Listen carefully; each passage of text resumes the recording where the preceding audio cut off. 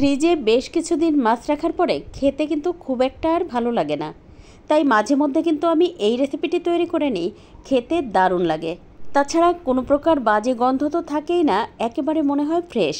আজকের রান্নার জন্য মশলা রেডি করে নেব। তার জন্য শিলপাটায় দিয়ে দেবো 1 টেবিল চামচ পরিমাণ রসুন কুচি, তার সাথে দিয়ে দেবো 1 ইঞ্চি পরিমাণ আদা কুচি, সাথে দিয়ে দেবো 4টা কাঁচামরিচ, তার সাথে দিয়ে দেবো বেশ খানিকটা পরিমাণ ধনেপাতা, আরও দিয়ে দেবো 10-12টা গোলমরিচ, তার সাথে দিয়ে দেবো 1 চা চামচ পরিমাণ লাল সরিষা।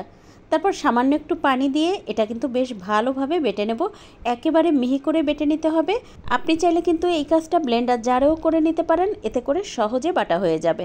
তো এই তো দেখতেই পাচ্ছেন আমার কিন্তু মশলাটা একেবারে ফ্রেশ করে বাটা হয়ে গেছে। এই তো আমি একেবারে মিহি করে বেটে নিয়েছি।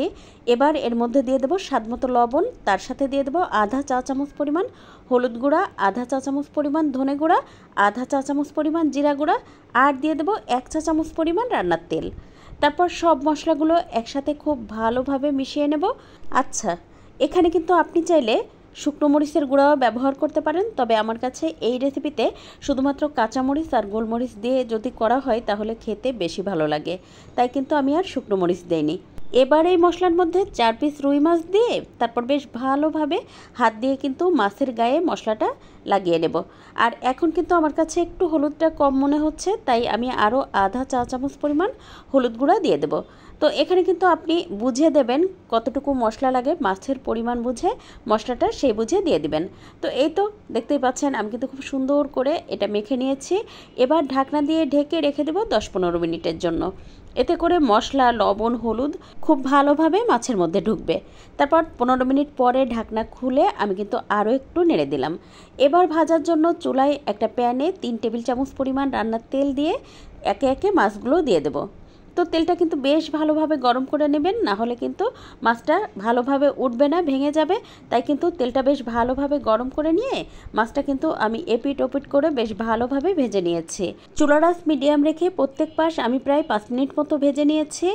আর এই রেসিপিটা যদি এভাবে ফ্রেশ ফ্রেশ মশলা বেটে করা হয় তাহলে খেতে অসম্ভব ভালো লাগে, আর একেবারেই বোঝা যায় না এটা অনেক দিন ফ্রিজে ছিল।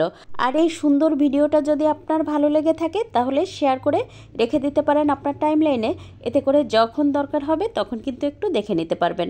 মাছটা ভেজে নেওয়ার পরে তারপর মাছের যে অতিরিক্ত মশলাটা ছিল সেটা দিয়ে বেশ ভালোভাবে কষিয়ে নিয়েছি। এবার এর মধ্যে আধা কাপ পরিমাণ পানি দিয়ে উপর থেকে এই যে দিয়ে দিলাম প্রায় আধা কাপ পরিমাণ পেঁয়াজ কুচি। তারপর ঢাকনা দিয়ে ঢেকে আরও 4-5 মিনিট রান্না করে নিয়ে এক পাশ উল্টে দিব। এই পর্যায়ে একটু সাবধানে উল্টাবেন, মাছগুলো কিন্তু একদম নরম থাকে, তাই কিন্তু ভেঙে যাওয়ার ভয় থাকে। এবার ঢাকনা দিয়ে ঢেকে আরও 5-6 মিনিট রান্না করে নেব। আর এই তো দেখতে পাচ্ছেন সব কিছু কিন্তু একেবারে লাল লাল করে ভাজা হয়ে গেছে। দেখতে পাচ্ছেন পেঁয়াজ মশলা বেশ লাল লাল করে কিন্তু ভাজা হয়ে গেছে। এখন আমি কিন্তু এটা তুলে নেব। আর যখন এটা দিয়ে গরম ধোয়া ওঠা ভাত মেখে খাবেন তখন ধনেপাতার যে কী যে অপূর্ব একটা ঘ্রাণ আসে।